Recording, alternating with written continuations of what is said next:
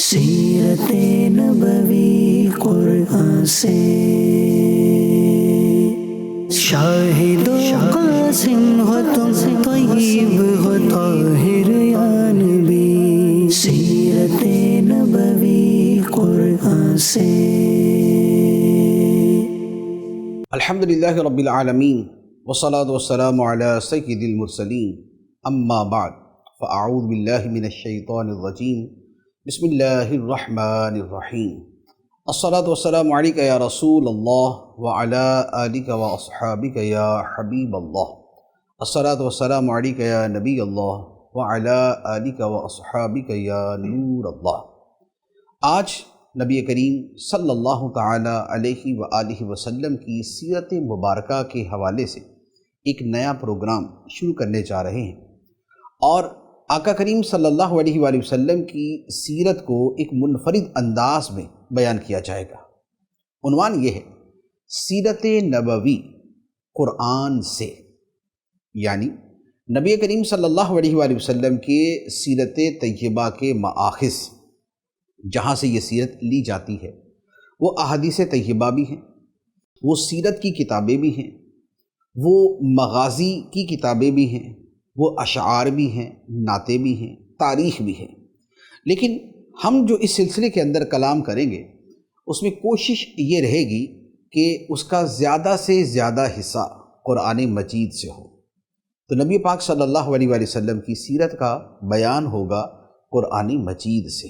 سرکار دو عالم صلی اللہ علیہ وآلہ وسلم کی سیرت مبارکہ کی وسعت اور عظمت تو یہ ہے کہ لوح بھی تو قلم بھی تو، تیرا وجود الکتاب، گنبد آبگین رنگ، تیرے محیط میں حباب۔ صدیوں سے نبی کریم صلی اللہ علیہ وآلہ وسلم کی سیرت لکھنے والے، بیان کرنے والے چلے آ رہے ہیں۔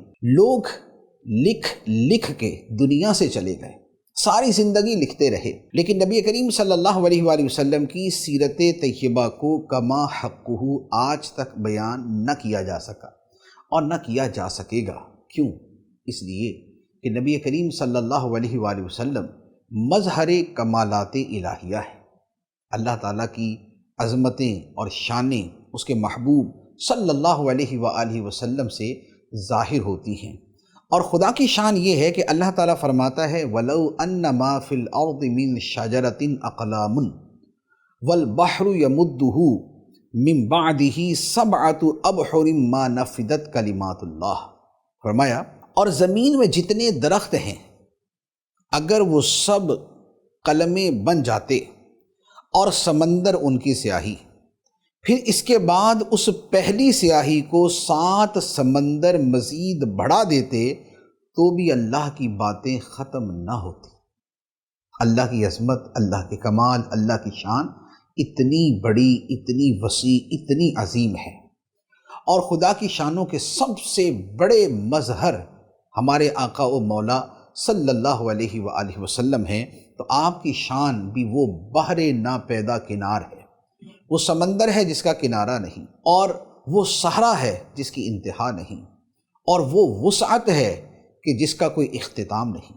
اس لیے نبی کریم صلی اللہ علیہ وآلہ وسلم کی سیرت طیبہ کو ہزاروں رنگ سے بیان کیا جا سکتا ہے، اور ہر رنگ اپنی جگہ بڑا خوبصورت ہوگا۔ نبی کریم صلی اللہ علیہ وآلہ وسلم کی سیرت مبارکہ کی جو عظمت و اہمیت ہے، اس کے لیے قرآن مجید کی 20 آیات ہیں، لیکن یہ آیت مبارکہ تو نہایت واضح طور پہ اس موضوع، اس سبجیکٹ کو بیان کرتی ہے جو خدا نے بیان فرمایا لَقَدْ كَانَ لَكُمْ فِي رَسُولِ اللَّهِ أُسْوَةٌ حَسَنَةٌ، بے شک تمہارے لیے اللہ کے رسول میں بہترین نمونہ موجود ہے۔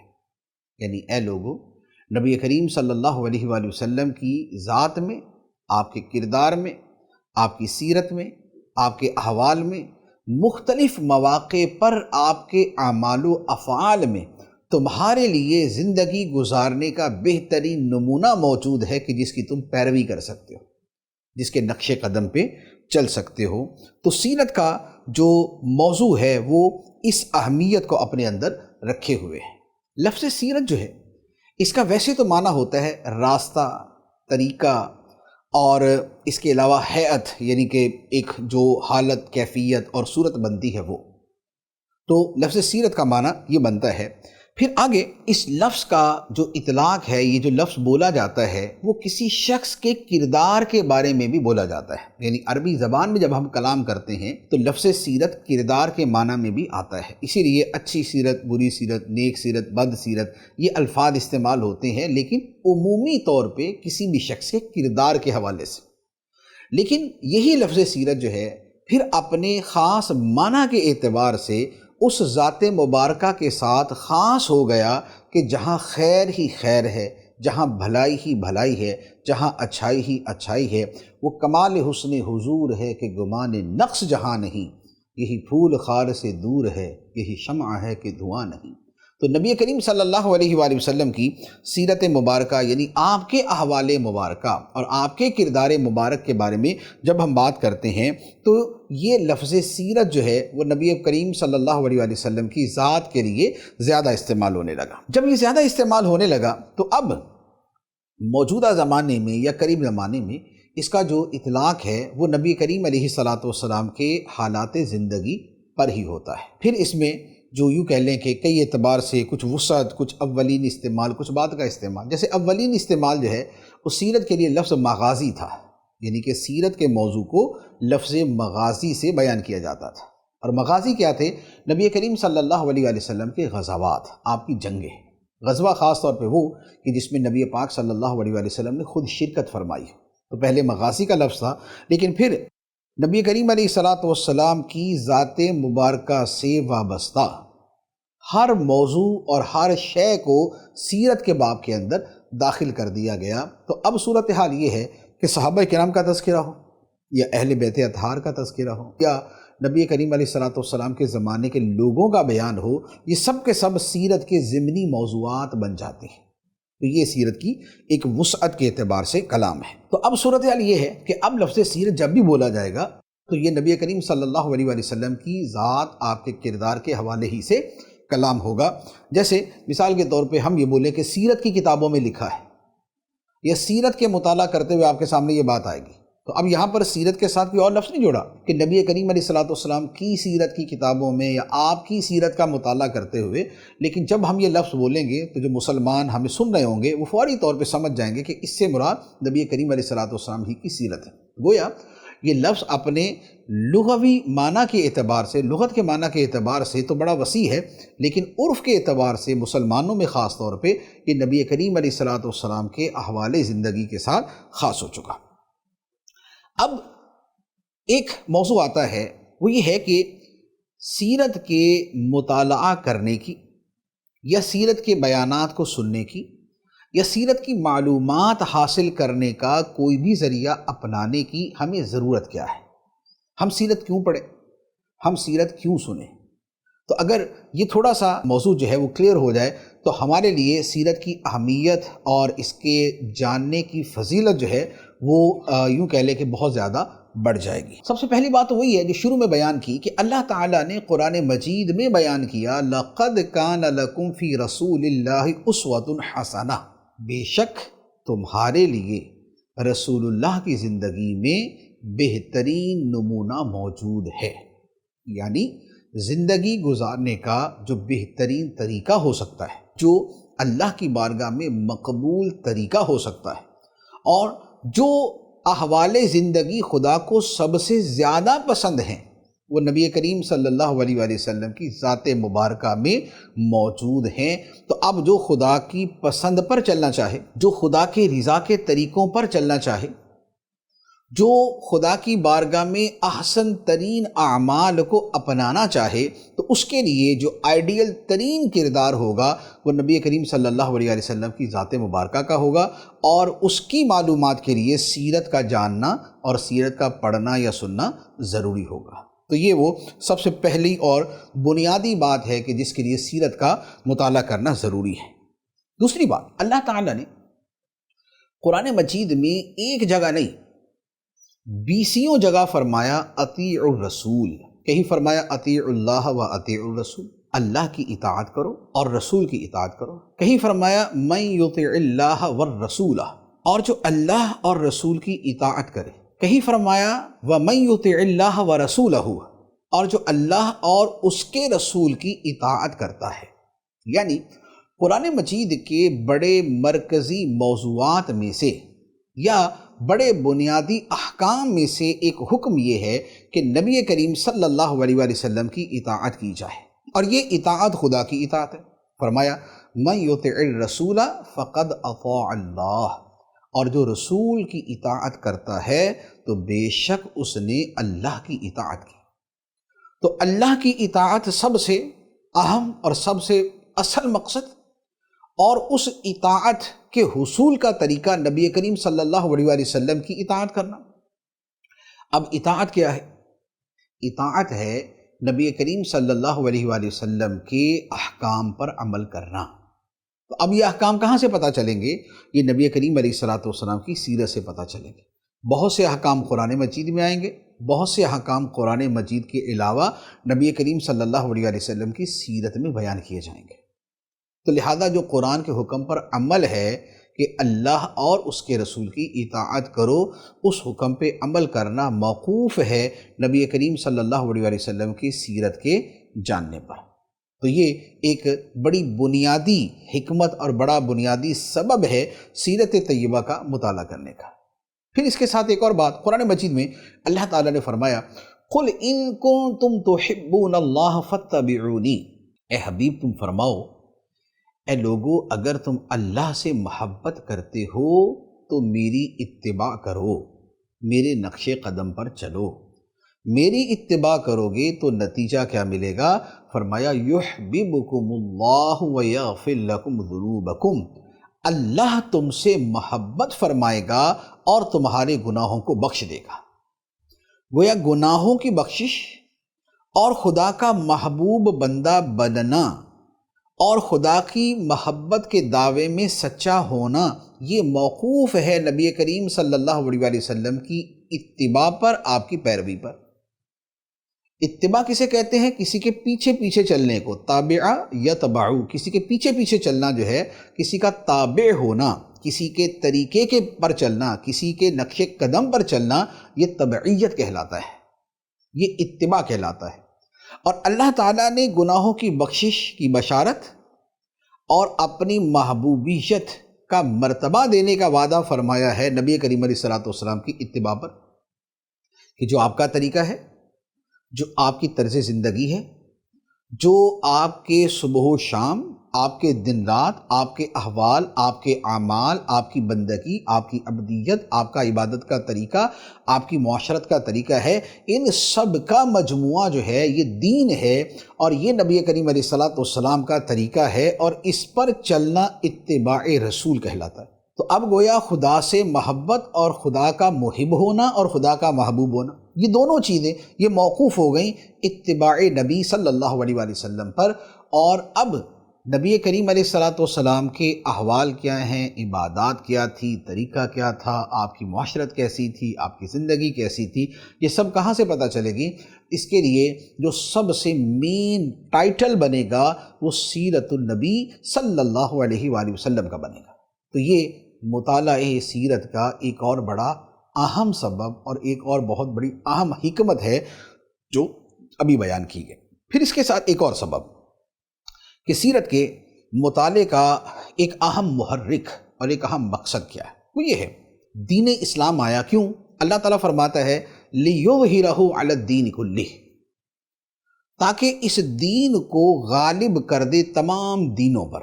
اور اس دین کے بارے میں قرآن فرماتا ہے کہ یہ دین خدا کا آخری دین ہے، نبی کریم علیہ الصلوۃ والسلام خدا کے آخری نبی ہیں، اور اب ساری دنیا کے لیے جو اللہ کی اطاعت اور اس تک پہنچنے کا ذریعہ ہے وہ دین اسلام ہے۔ تو اس کا مطلب یہ ہوا کہ دنیا تک اسلام پہنچانا ہے، یہ مسلمانوں کی ذمہ داری بھی ہے، ان کا فریضہ بھی ہے۔ اس امت کے امت وسط بہترین امت ہونے کا ایک سبب یہ ہے کہ اب نبیوں کی نیابت میں اور نبی پاک صلی اللہ علیہ وآلہ وسلم کے طریقے پر چلتے ہوئے اب یہ ساری دنیا میں اسلام کا پیغام پہنچائیں گے۔ جب دنیا میں اسلام کا پیغام پہنچانا ہے تو اب آپ خود غور کریں کہ کیا ایسا ممکن ہے کہ ہم اسلام تو دنیا تک پہنچانا چاہیں، لیکن اس میں سے جو اسلام کے نبی ہیں، جو نبی اسلام ہیں، ان کو مائنس کر دیا جائے۔ دین کا جب بھی تعارف کروایا جائے گا، وہ نبی کریم صلی اللہ علیہ وآلہ وسلم کی ذات مبارکہ کے بغیر نہیں ہو سکتا۔ آپ دین کسی کے سامنے بھی بیان کریں گے، دنیا میں کوئی بھی مسلمان اگر اس سے یہ سوال کیا جائے کہ ابھی دین اسلام کیا ہے، تو وہ آگے سے کیا جواب دے گا کہ دین اسلام وہ دین ہے جو اللہ نے اپنے آخری نبی محمد صلی اللہ علیہ وآلہ وسلم پر نازل کیا۔ اس کے علاوہ کیا آپ اسلام کی، دین اسلام کی کوئی دوسری ڈیفینیشن کسی کے سامنے بیان کر سکتے کہ اصل تو دین الہی ہے، لیکن اس وقت جو دین ہم لوگوں کے سامنے پیش کریں گے وہ خدا کا دین اس دین کی صورت میں ہے جو نبی پاک صلی اللہ علیہ وآلہ وسلم پر نازل کیا گیا۔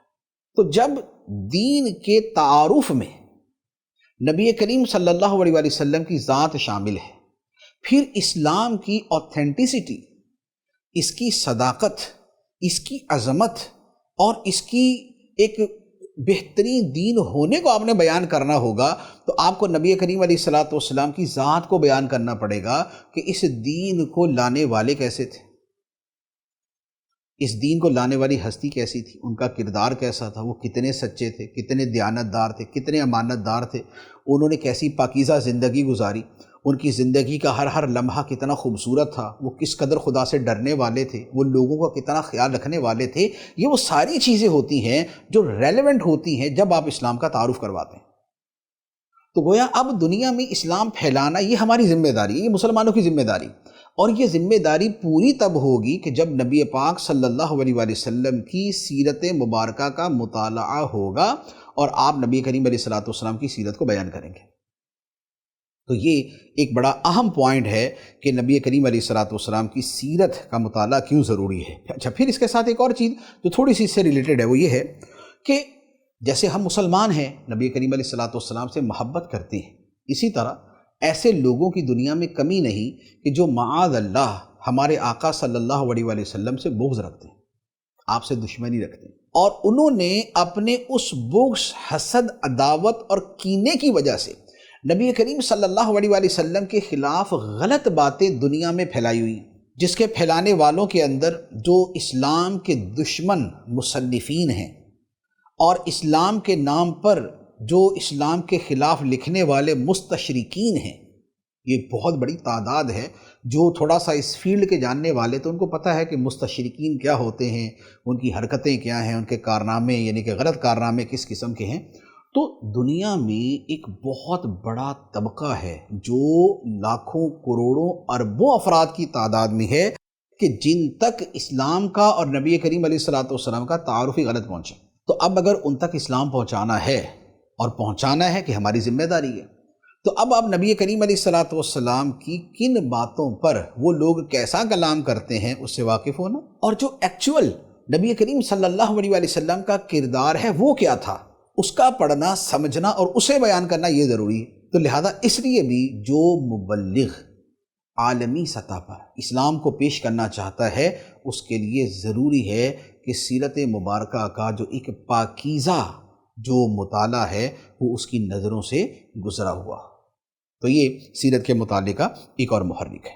ایک اور چیز، اور یہ بھی بڑی اہم اور بہت خوبصورت ہے، وہ یہ ہے کہ قرآن مجید میں اللہ تعالیٰ نے سینکڑوں احکام دیے ہیں۔ توکل کرو، صبر کرو، شکر کرو، اللہ کی رضا پہ راضی رہو، اچھے اخلاق اپناؤ، دوستوں کے ساتھ ایسا تعلق رکھو، پڑوسیوں کے ساتھ ایسا سلوک کرو، رشتہ داروں کے ساتھ تمہارا تعلق ایسا ہونا چاہیے۔ یہ یوں کہہ لیں کہ احکام شرعیہ کا ایک بہت وسیع باب ہے۔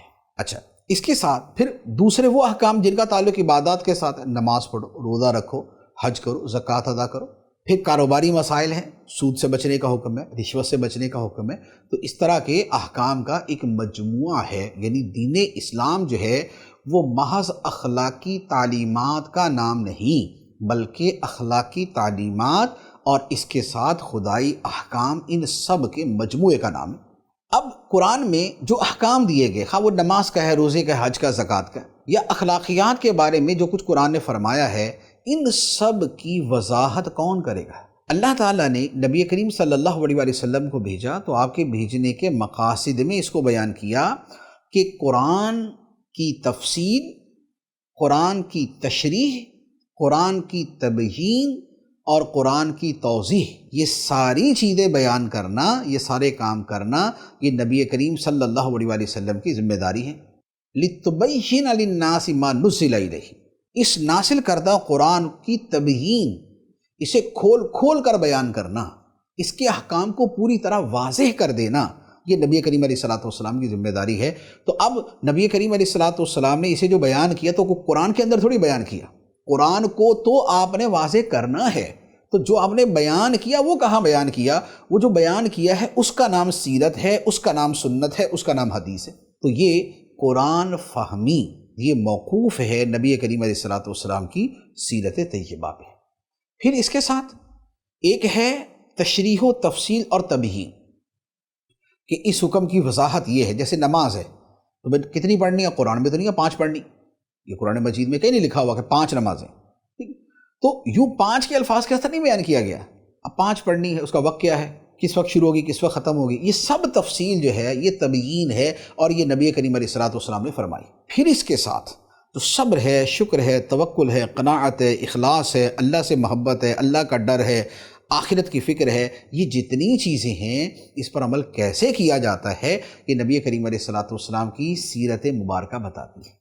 آپ نے توکل کیسے کیا، آپ نے صبر کیسے کیا، آپ نے کن مواقع پر خدا کا شکر کیسے ادا کیا، اب اللہ کی رضا پہ کیسے راضی رہے، آپ نے خدا کے احکام پر استقامت کیسے دکھائی، یہ جتنی چیزیں ہیں یہ آپ کو سیرت مبارکہ سے ملتی ہیں۔ تو سیرت طیبہ کا مطالعہ قرآن سمجھنے کے لیے اور قرآن پر عمل کرنے کے لیے، ان دونوں چیزوں کے لیے ضروری ہے۔ پھر ایک اور بڑی پیاری وجہ سیرت کے مطالعے کی، اور وہ یہ ہے کہ مسلمان وہ ہے جس کے دل میں نبی کریم صلی اللہ علیہ وآلہ وسلم کی سچی محبت ہے۔ ایمان کا کمال اور کئی اعتبار سے نفس ایمان موقوف ہے نبی کریم صلی اللہ علیہ وآلہ وسلم کی محبت پر، اور محبت کا تقاضا ہوتا ہے کہ جس سے محبت کی جائے اس کا کثرت کے ساتھ ذکر کیا جائے۔ ایک آدمی کو اگر کسی شہر سے محبت ہوتی ہے تو وہ جس مجلس میں جس جگہ بیٹھتا ہے وہ اس شہر کی باتیں کرتا ہے، کسی ملک سے محبت ہوتی ہے اس کی باتیں کرتا ہے، فرد سے محبت ہوتی ہے تو موقع محل کی مناسبت سے اس کا بیان کرتا ہے۔ تو مسلمان کے لیے جو محبوب ترین ہستی ہے، جو محبوب ترین ہستی ہے، وہ سرکار دو عالم نور مجسم رحمت عالم شفیع معظم رحمت للعالمین خاتم النبیین صلی اللہ تعالیٰ علیہ وآلہ وسلم کی ذات مبارکہ۔ آپ کی محبت ہمارا ایمان ہے، آپ کی محبت سے ہمارے ایمان کی مٹھاس ہے، آپ کی محبت سے ہمارے ایمان کا کمال ہے، آپ کی محبت ہی اصل ایمان ہے۔ اللہ کی سرتا بقدم شان ہے، یہ انسان نہیں، انسان وہ انسان ہے۔ قرآن تو ایمان بتاتا ہے انہیں، ایمان یہ کہتا ہے میری جان ہے۔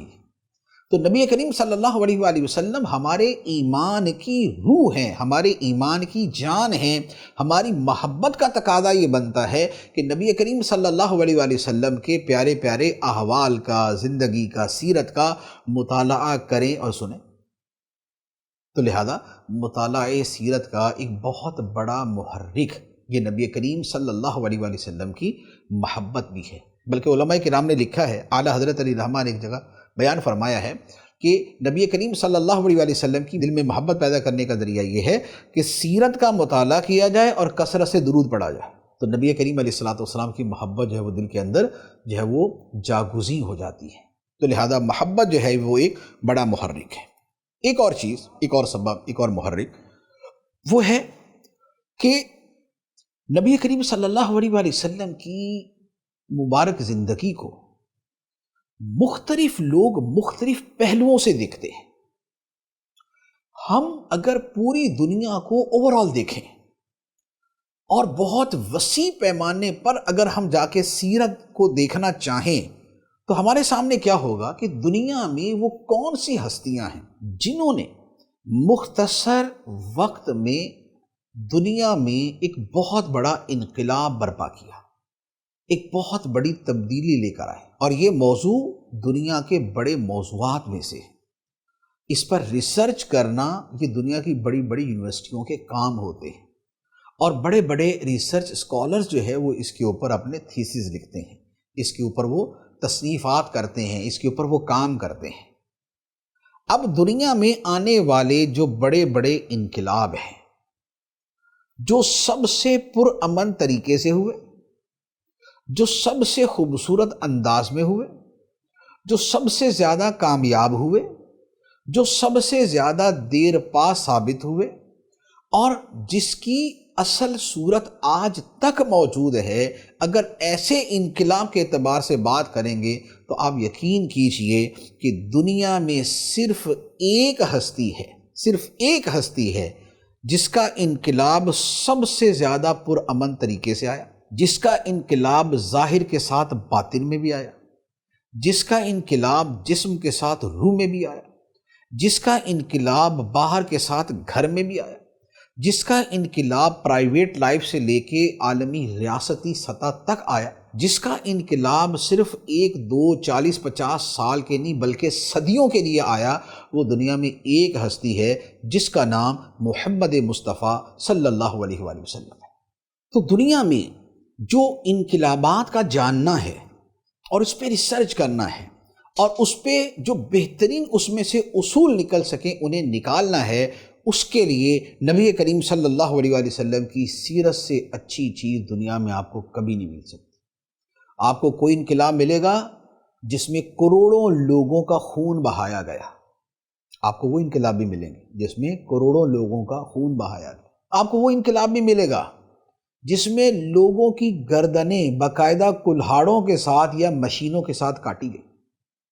آپ کو وہ انقلاب بھی ملے گا جس میں لوگوں پہ ظلم و ستم کی انتہا کر دی گئی۔ آپ کو وہ انقلاب بھی ملے گا جس میں لالچ سب سے بڑی چیز تھی۔ آپ کو وہ انقلاب بھی ملے گا کہ جس میں انقلاب لانے والوں کا اپنا کردار ہی بدترین کردار ہوگا۔ آپ کو وہ انقلاب بھی ملے گا کہ جس کے بارے میں پڑھنا ہی آپ کو تکلیف دے گا کہ وہ اس قدر دکھوں سے بھرا ہوا تھا، لیکن وہ انقلاب کہ جو بڑا خوبصورت تھا، بڑا عظیم تھا، بڑا پاکیزہ تھا، بڑا پرامن تھا، بہت بڑے پیمانے پر تھا اور عظیم زمانوں کے لیے تھا، وہ انقلاب ایک ہوگا جو اسلام کی صورت میں نبی کریم صلی اللہ علیہ وآلہ وسلم لے کر آئے۔ تو لہذا جو ایک عالمی سطح کا مطالعہ اور جو بڑی چیزیں ہیں اس میں بھی نبی کریم علیہ السلام کی سیرت کا پڑھنا نہایت مفید ہے، اور اسی لیے وہ جو The 100 Heroes کتاب ہے کہ دنیا کے 100 ہیروز، 100 بہترین شخصیات جو ہیں جنہوں نے بہت بڑے بڑے کارنامے سر انجام دیے، لکھنے والا غیر مسلم ہے، لیکن 100 ہیروز میں سے جس ہستی کا نام سب سے پہلے اس نے لکھا ہے وہ نبی کریم صلی اللہ علیہ وسلم کی ذات مبارکہ تھی۔ کیوں؟ اس لیے کہ اس نے جتنا مطالعہ کیا اور انقلاب کو اور دنیا میں بڑے بڑے فائدے پہنچانے کے جس معیار پر بھی اس نے پرکھ کے دیکھا، نبی کریم صلی اللہ علیہ وآلہ وسلم اس میں سب سے آگے تھے۔ تو یہ سیرت کے مطالعے کا ایک اور بہت بڑا سبب۔ پھر اس کے ساتھ ایک اور بڑی خوبصورت چیز ہے کہ ہم دعویٰ بھی کرتے ہیں، ثابت بھی کرتے ہیں کہ نبی کریم صلی اللہ علیہ وآلہ وسلم کی ذات مبارکہ کامل بھی ہے، جامع بھی ہے۔ آپ نے جو کام کیا وہ درجہ کمال پر پہنچا کے کیا، اور آپ نے اتنے کام کیے جو زندگی کے ہر شعبے کو جامع تھے۔ آپ حکمران بھی تھے، سپہ سالار بھی تھے، آپ شوہر بھی تھے، باپ بھی تھے، آپ دوست بھی تھے، آقا بھی تھے، آپ لوگوں سے معاہدے کرنے والے بھی تھے اور لوگوں کی جنگوں میں ان کا مقابلہ کرنے والے بھی تھے۔ زندگی کے جو بے شمار پہلو بنتے ہیں نبی کریم صلی اللہ علیہ وسلم کی ذات مبارکہ سب کی جامع ہے۔ اسی لیے اب اگر نبی کریم علیہ السلام کی سیرت کا مطالعہ سیاسی اقدار کے اعتبار سے کیا جائے تو نہایت خوبصورت پکچر سامنے آتی ہے، اگر سماجی قوانین کے اعتبار سے کیا جائے تو ایک دوسری بہت خوبصورت پکچر سامنے آئے گی، اگر معاشی اعتبار سے دیکھا جائے اور معاشی بہتری کے اعتبار سے دیکھا جائے تو اعلیٰ درجے کے معاشی قوانین اور اصول نظر آئیں گے، اگر معاشرتی اعتبار سے دیکھا جائے گا تو اس کے اندر بھی بہترین طرز زندگی نظر آئے گا۔ ایک حکمران کے اعتبار سے دیکھیں گے تو دنیا میں ان سے بہترین حکمران نہیں گزرا، ایک سپہ سالار کے اعتبار سے دیکھیں گے تو اس قدر عظیم اور شاندار سپہ سالار۔ تو نبی کریم علیہ السلام کی ذات مبارکہ سے اب کسی نے سیاسی پہلو کے اعتبار سے اگر سیرت دیکھنی، سماجی اعتبار سے دیکھنی، معاشرتی اعتبار سے دیکھنی، ریاستی اعتبار سے دیکھنی یا اور دیگر چیزوں کے اعتبار سے دیکھنی ہے تو ہر پہلو پر اسے اسی سیرت مبارکہ سے گوہر آبدار مل جائیں گے، چمکتے ہوئے ہیرے مل جائیں گے، چمکتے ہوئے موتی مل جائیں گے۔ تو یہ نبی کریم علیہ السلام کی سیرت سے جس شعبہ زندگی نے فیض لینا ہو اور ہدایات لینی ہو، اس کے لیے سیرت کا مطالعہ بڑا اہم ہے۔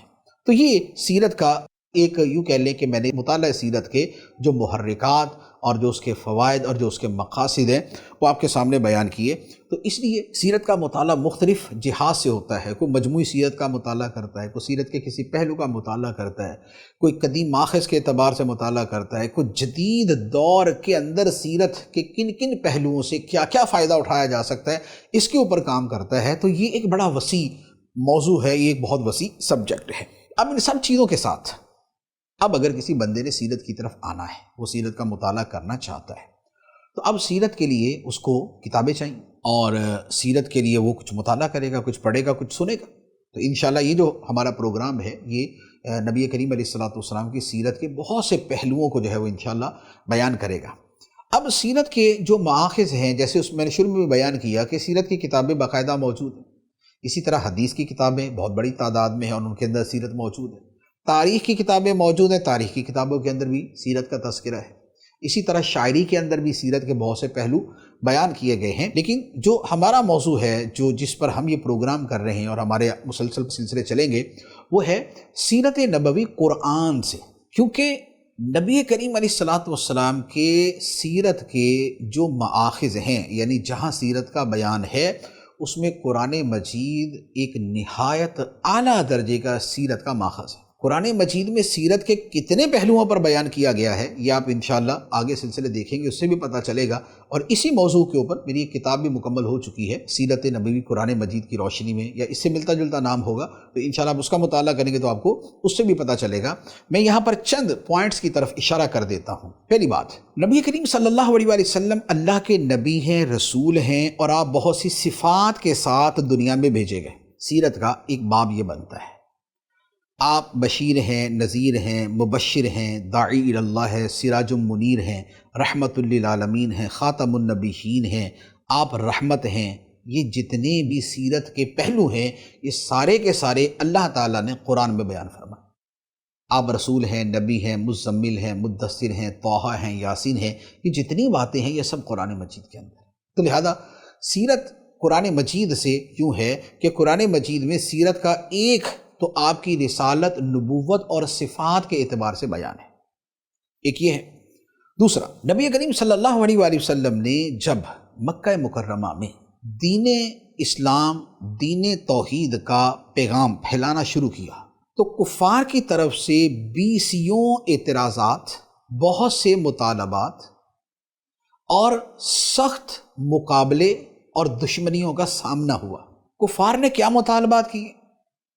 وہ نبی کریم علیہ السلام کا، آپ کی دعوت کا، آپ کے دین کا کیسے مذاق اڑاتے تھے، اور وہ آپ کو کس قدر تکلیف دیتے تھے اور آپ کو کیسی کیسی باتیں کہتے تھے۔ یہ سیرت کا وہ حصہ ہے جو قرآن مجید میں بڑی شرح و بسط کے ساتھ، بڑی وضاحت کے ساتھ بیان کیا گیا ہے۔ یہ آیت کفار کے فلاں اعتراض کے جواب میں نازل ہوئی، فلاں آیت کفار کے فلاں مطالبے کے جواب میں نازل ہوئی، یہ آیت جو ہے ان کے فلاں تکلیف دینے پر نازل ہوئی۔ تو یہ جتنی آیات اس طرح کی ہیں وہ سب کی سب سیرت کا حصہ ہیں، اور نبی کریم علیہ السلام کو اپنی دعوت کے آغاز میں جن مشکلات کا سامنا کرنا پڑا اور پھر مسلسل آگے بھی جن کا سامنا کرنا پڑا، ان سب کا بیان جو ہے وہ آپ کو اس کے اندر مل جائے گا۔ پھر سیرت کا ایک اور باب وہ ہے نبی کریم صلی اللہ علیہ وآلہ وسلم کی ہجرت۔ آپ کہ صحابہ نے ہجرت کی حبشہ کی طرف، انہوں نے ہجرت کی مدینہ منورہ کی طرف، اور نبی کریم علیہ السلام نے ہجرت کی مدینہ منورہ کی طرف۔ ہجرت سے پہلے، بعد اور دوران کے کچھ واقعات یہ بھی قرآن مجید کے اندر بیان ہوئے۔ تو اب یہ سیرت کا بیان ہے اور قرآن مجید۔ پھر اس کے ساتھ قرآن مجید میں نبی کریم علیہ السلام کے غزوات، یعنی آپ نے جو جنگیں لڑی ان کا بیان بھی ایک دو چار جگہ نہیں، بیسیوں جگہ موجود ہے۔ غزوہ بدر، غزوہ احد، غزوہ خندق، غزوہ احزاب، غزوہ تبوک اور غزوہ بنی المصطلق، فتح مکہ، صلح حدیبیہ، یہ جتنے بھی یعنی کہ غزوات اور اس کے آگے پیچھے کے متعلقہ چیزیں ہیں، ان سب پر قرآن مجید میں بار بار آیات ہیں۔ اب یہ سب سیرت کا حصہ ہیں اور قرآن مجید کے اندر موجود ہیں۔ تو یہ نبی کریم علیہ السلام کی سیرت ہے جو قرآن مجید کے اندر موجود ہے۔ پھر نبی کریم علیہ السلام جس معاشرے میں رہے، اس معاشرے میں ایک طرف صحابہ کرام ہیں اور ایک طرف منافقین ہیں۔ صحابہ کرام نبی کریم علیہ السلام کی صحبت میں رہتے، سیکھتے، فیض پاتے، اور کیسے کیسے کردار ان کے اندر سامنے آئے، ان کی اطاعت اور اتباع کے کیسے کیسے عظیم واقعات سامنے آئے، یہ سب آپ کو قرآن مجید سے مل جائے گا۔